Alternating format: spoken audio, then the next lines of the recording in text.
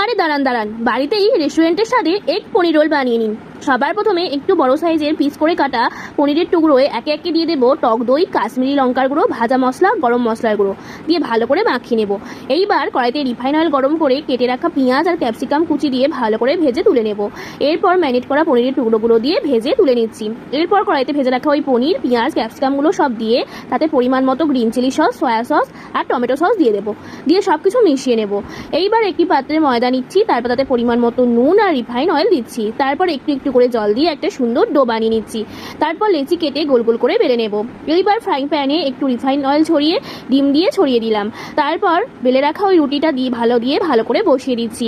তারপর উল্টে পাল্টে ভেজে নিচ্ছি। এইবার পরোটায় সেজওয়ান চাটনি মাখিয়ে তার ওপর ভেজে রাখা পনির, পেঁয়াজ, ক্যাপসিকামগুলো দিয়ে দেবো। আর দেবো কয়েকটা কেটে রাখা শসা আর পেঁয়াজ কুচি দিয়ে র্যাপিং পেপার দিয়ে মুড়ে সার্ভ করব। কি দেখে লোভ লাগছে তো?